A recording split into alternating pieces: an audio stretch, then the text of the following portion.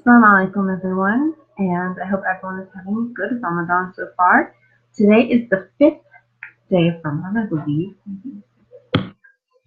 Keep track. Time has no meaning anymore.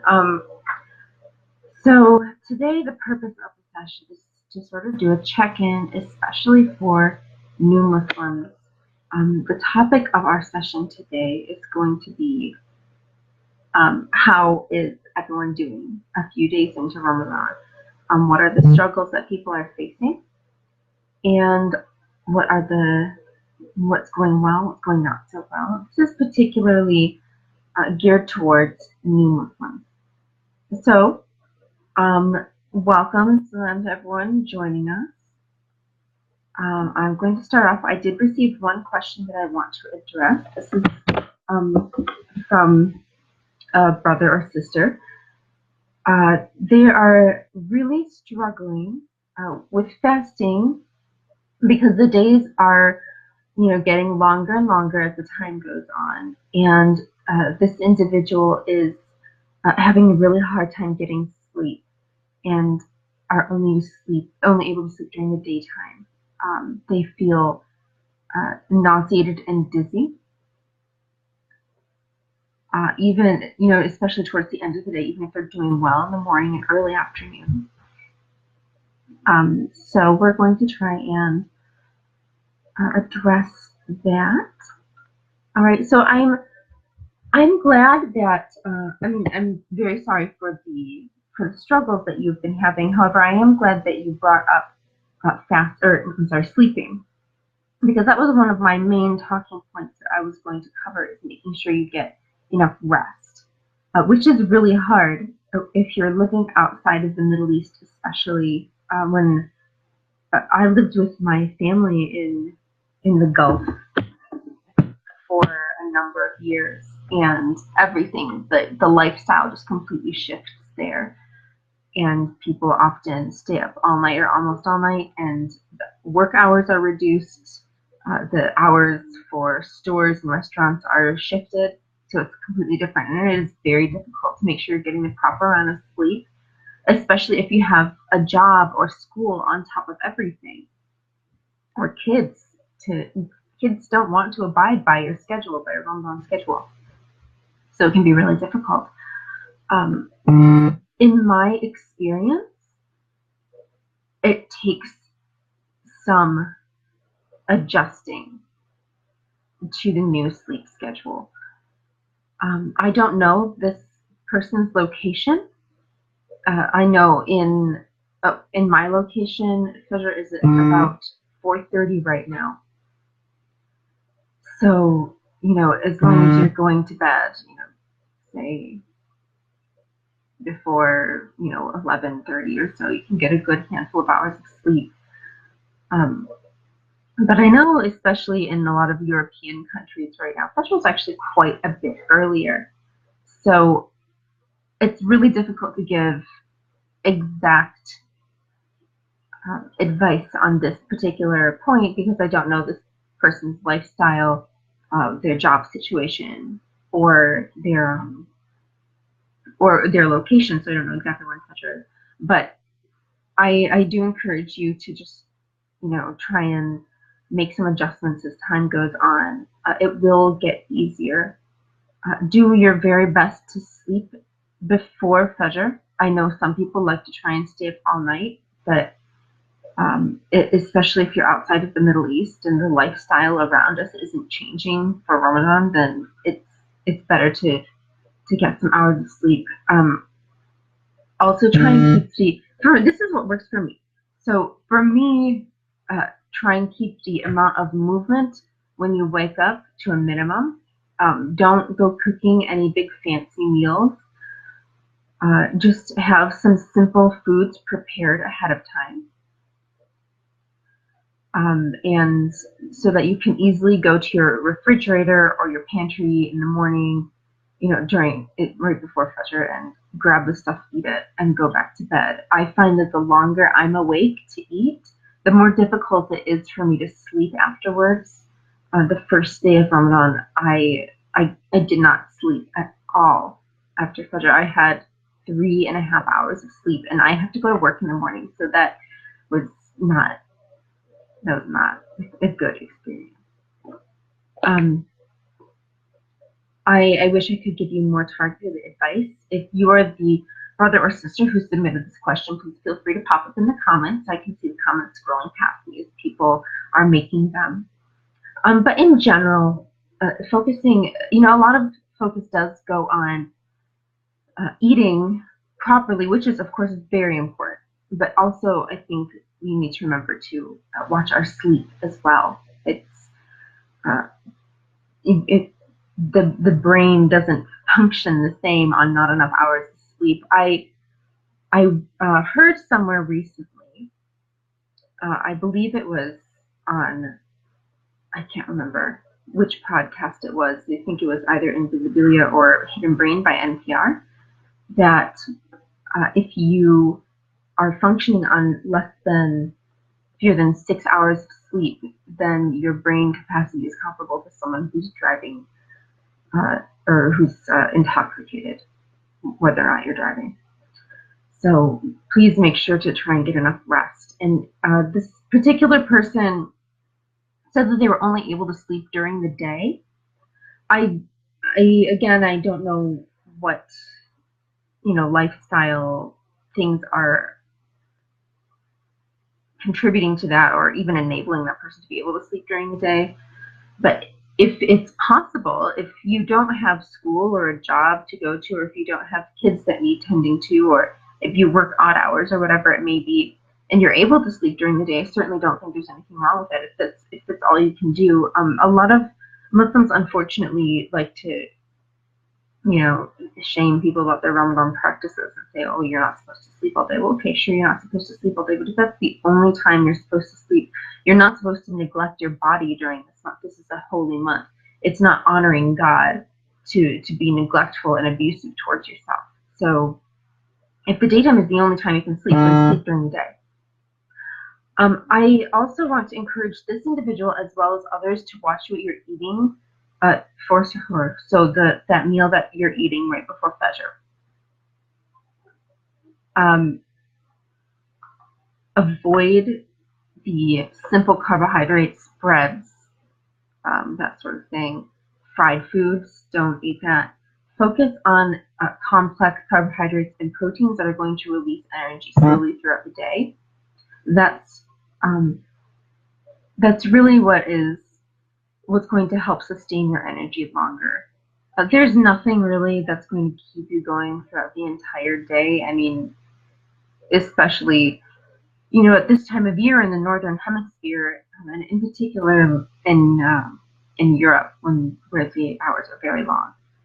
There's really not anything that you can do to keep going all day long with a high level of energy. But there are some things that can help you last longer. Beans and legumes are really good or a really good food to eat. Dates, of course, dates are sunnah. I don't like dates. I'm very, very picky about dates. The only dates I ever liked were particular kinds that are only, like, as far as my research has shown, you can only get in like Oman or UAE, like the Gulf area.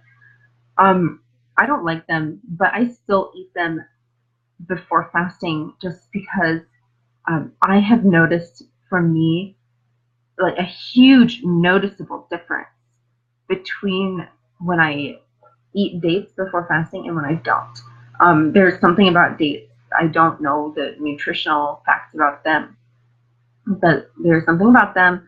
And I know my husband and I both try to eat 7 dates in the morning before we start fasting, which is difficult for me because I don't like them, but it really does make a difference.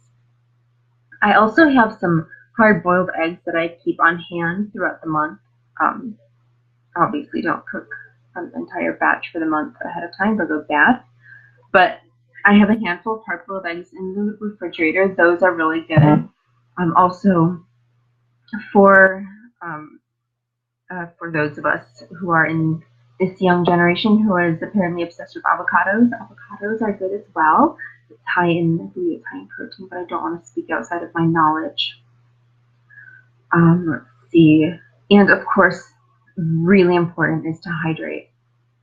I cannot overemphasize how important it is to hydrate. And another thing that I have always loved having during Ramadan, except I didn't own a blender recently due to life circumstances, but we're getting a blender, and so I'm really excited about this. Smoothies. Smoothies are a great way to pack a lot of nutrition into, a glass, and they can also help you stay hydrated, with a certain amount of fruit. Some people like to add protein powder to it. Some people swear by chia seeds. I've never had chia seeds myself, but some people say they're great for energy. You can basically throw whatever you want into a smoothie.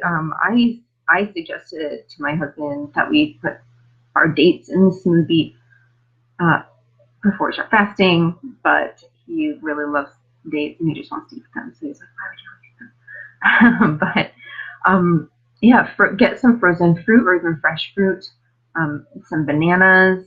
You can put some peanut butter in there for protein. Just watch out for hydration. I think really the key things to lasting as long as you can throughout the day are watching what you eat at suhoor and also trying to make sure you're getting enough rest, which I know is something that this particular individual is struggling with.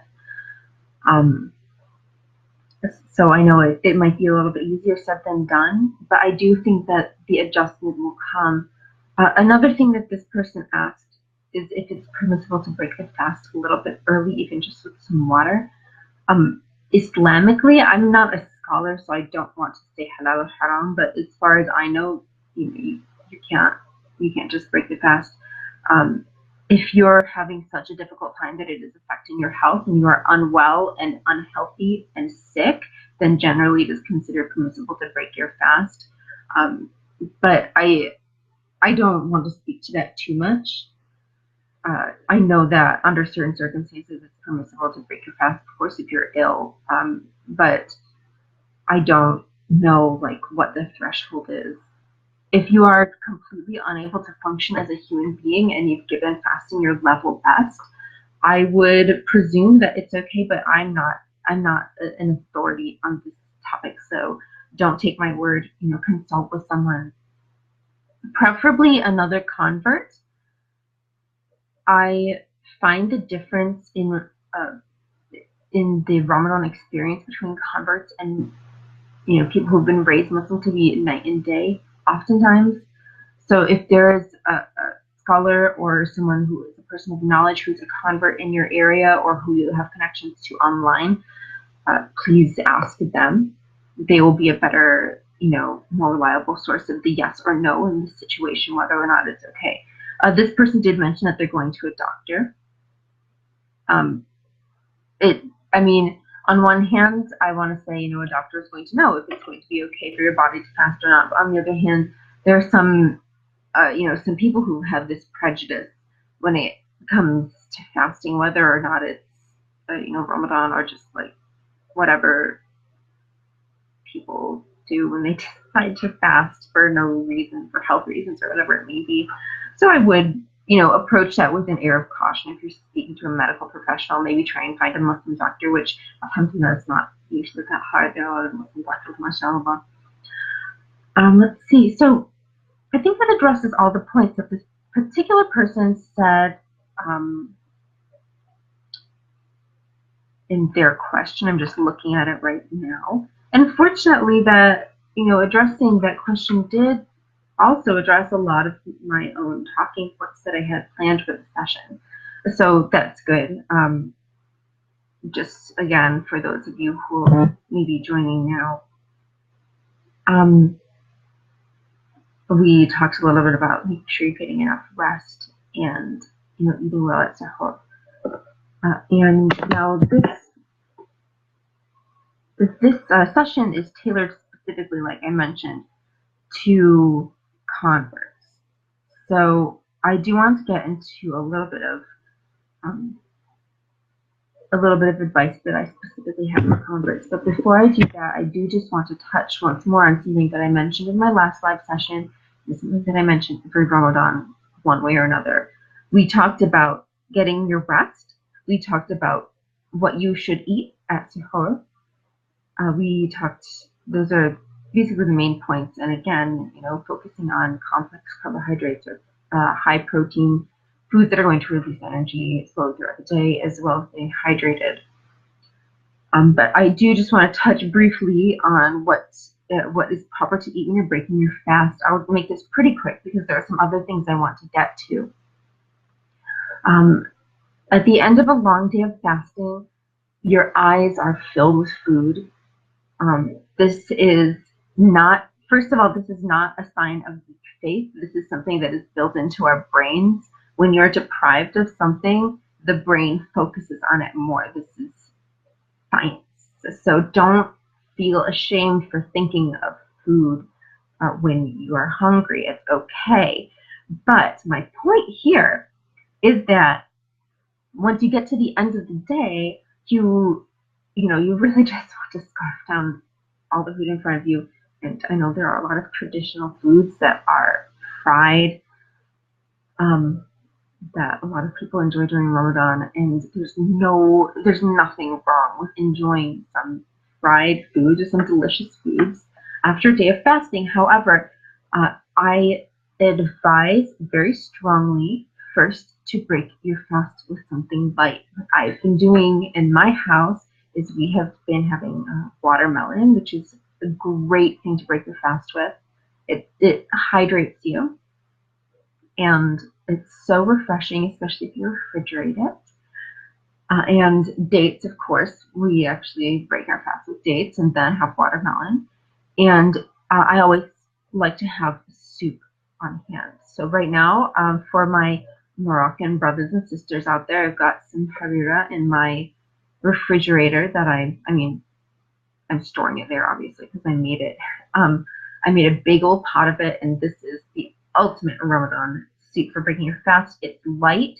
It's not heavy, sloppy soup, but it's also hearty. There are, there's lentils in there, there's beans in there. Some people put meat, some people make it vegetarian, some people put chicken. There are a lot of different ways to make it, but it's a great way to break your fast. Very nice, not heavy, but also, filling, but, not in that heavy kind of way where you feel like weighed down with the food after you eat a lot of carbs. So I highly recommend that, or any other soup, really. Break your fast with soup, and then what? Oh, and then about an hour or so later, have something a little bit heavier. That's when you can enjoy your fried foods and your rice and everything. Because, you don't want to only eat fruit and one bowl of soup and then not eat anything else, and then have fruit and dates right before the fast starts. That's not enough calories to sustain your body. You do want to have a little bit of something. It doesn't have to be fried foods or carbs, obviously. My point in this is take it slow when you break your fast. I know it is hard when the fasts are getting late, or when breaking your fast is getting late, when the day is running long. If you can't wait the full hour, if you can just wait a half hour, just please take it slowly. It's going to be better for your system. There's a running joke amongst Muslims that, non-Muslims think that we're so lucky because we get to lose weight during Ramadan, but Muslims are like, no, we just gain weight. And it's because of binging on fried foods immediately upon breaking the fast. Let's see, what other... Okay. So, a lot of people who have been raised Muslim, they find it really easy to, I don't want to say easy, but they find it, it's more natural to be spiritual and to connect with Allah during this month and engage in acts of worship. It's something that they've been doing for their whole lives. But for a lot of converts, it can be a really isolating time. Those converts who don't have a large community around them, who aren't married, or even converts who are married to someone who is raised Muslim, and who might be making them feel like they are doing Ramadan wrong for whatever reason. It can be a really isolating experience. And by the way, if you're if your spouse is shaming you in any way during Ramadan, then they're doing something wrong, not you. That's inappropriate behavior for Ramadan, so don't tolerate it. Anyway, it can be a really isolating time, and it can be difficult. Um, so for people who have a supportive spouse or have a community around them or have some way to not be isolated, or even if you are alone but you feel comfortable reaching out to other people, I ask you, please, as a favor to me and as an act of worship to Allah, please reach out to the convert community in your area. Get in touch with the mosque and ask if there's a convert group or if there's any way to get you in touch with recent converts. Go to your Muslim Students Association at your university or college. Try and connect with a convert and invite someone to your home to break the fast with you. I'll tell you, fasting is really difficult for me. It's not something that I look forward to. And I struggle with that because a lot of Muslims make it seem like a great time of year, which of course it should be, and it is. But I don't come with that perspective, having grown up with it. So for converts, I think it can be, if you don't have a lot of people around you, if you don't have a lot of ways to connect with the community, and if unfortunately no one is reaching out to you or anything, I encourage you to give yourself a reasonable goal in terms of acts of worship. A lot of people try and read the entire Quran during Ramadan, which if you can, that's fantastic. But the most important thing is to be realistic with yourself. So I know that if I have an unattainable goal and I start, slipping on it, I just give up completely. So I always encourage people to set realistic, small goals for themselves. Reading one page of Quran a day, if that's what you can do. Setting aside 10 minutes, for remembrance of Allah. Setting aside, a small portion of time to engage actively in acts of worship during the month of Ramadan. A lot of people talk about this being a time to recharge your faith, and I think in the right setting, it absolutely is and can be that time. It can be really discouraging to see people, I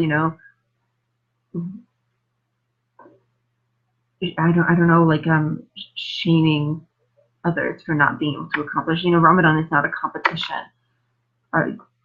Your acts of worship towards Allah are between you and God, between you and Allah alone, not between anyone else. So please don't compare yourself to others. If you are someone who's able to accomplish a lot of worship, if you've got the time and you've got the ability to do that, that's fantastic. MashaAllah, that's amazing. But please don't make others feel bad for not being able to do that. It's not something that's realistic for everyone. I encourage you to try and do something every day, even if it's just something small. Set a small, realistic goal for yourself to try and connect with your faith. I mean, the thing about converts to Islam is we chose this. This is an active choice that we made. This is something that we do every day, and especially for those of us living, in non-Muslim majority countries, it's an active choice that we make every day to go out and operate in the world as Muslims, and especially for those of us who choose to wear hijab. It's not an easy thing to do. It's not easy to be visible all the time, and everyone takes your actions as a representation of the entire faith. So I mean, the fact that you are existing as a Muslim, inshallah, that in itself is an act of worship. And so try not to be too discouraged about it. I mean, the fact that you're doing your best, the fact that you're going through this, even if it doesn't feel good, and even if it doesn't feel nice, because it doesn't, all fasting doesn't always feel nice. That's okay. You're doing the best you can in the situation. That is what's really important. Let's see. I think I covered most of my talking points here. Let me take a quick look at my list. Oh, I have one more, and this is Especially important for those of us with a family, um, husband or wife and kids. Even when, and this isn't just for converts, this is for everyone. When the pangs of hunger are getting to you, when you have a headache from caffeine withdrawals, when you're feeling tired because you couldn't sleep well after you ate, when all you can think about is the water because you didn't have enough at the beginning of the day and you're just cranky and grumpy and everything that everyone does is an annoyance, please remember that there is reward in patience. Please try to be patient and merciful to those around you. Nothing really kills the Ramadan spirit as quickly as disharmony in your home. If you are feeling agitated or irritated, I encourage you to gently and kindly say to your spouse that you need a bit of a break and go be alone for some time. But also, this is a little bit of a trap because a lot of times men will excuse themselves and have some time alone, and that leaves women, and women are suffering and struggling just as much as men are with the fast, but leaving us to deal with everything else. So that's not okay either. Brothers, make sure your wife is getting the space that she needs in order for her to focus. Because as much as taking care of your family is in itself an act of worship, it is not okay to have your wife or your mother or your sister, doing everything, taking care of all the food for everyone and not ever getting the moment to read a page of Quran or, make dua or pray the sunnah prayers. That is not okay. And if that's happening in your house, be the person to change it. Okay. There's my soapbox that I will never get off of. That is something that I see time and time again, and it is not okay. It is not Islamic. That kind of strayed away from what my original talking point was, but my point is to be patient with each other in spite of your hunger and your agitation, which I think that if you say that, I mean, even my husband loves fasting, but he still gets tired during the day. I mean, it's normal. You can still enjoy fasting and get irritated and agitated. That's fine as long as you're good and kind with each other. Remember that, like I said a few minutes ago, being merciful and good and kind is an act of worship. And there's more reward in that, inshallah. Um, I'm coming up to the end. I've been going for 28 minutes, alhamdulillah. So I there haven't been any questions sent to me during this session. Hopefully that means everyone's doing okay. I suppose I'm going to go ahead and wrap this up. Just a quick summary. Make sure you're getting your sleep. Make sure you're eating well at suhoor. I think those are the two most important things. Make sure you take it slow when you're breaking your fast at the end of the day. And for those of us who are converts who don't know what suhoor is, that's the meal that you're eating right before you start your fast. I actually didn't know that term at all until I married my husband. So, yeah, there's that. And then, like I said, when you're breaking your fast, take it slow. Don't gorge on a bunch of stuff. Give yourself a reasonable goal for acts of worship. Be good and patient with each other. And make sure that everyone in your house is getting the opportunity to engage in acts of worship. I suppose that is all I have for today. If there are any other questions or comments, if you had any other pieces of advice to add that I might have forgotten about, I think I did actually want to talk a little bit about exercise. My time is running out. So my little tiny short version is going to be you can exercise during Ramadan, but don't push yourself. My plan for exercise during Ramadan is to walk. Walking is good exercise without exhausting yourself too much. So anyway, if you have any other points to add, questions, comments, please feel free to add them. This video is going to be posted on the About Islam page. and I usually lurk around the comments for a day or two following my live video. So if you've got anything you want to say to me directly or just any general questions, please feel free to go ahead and put them in the comments. And I hope everyone has a blessed Ramadan.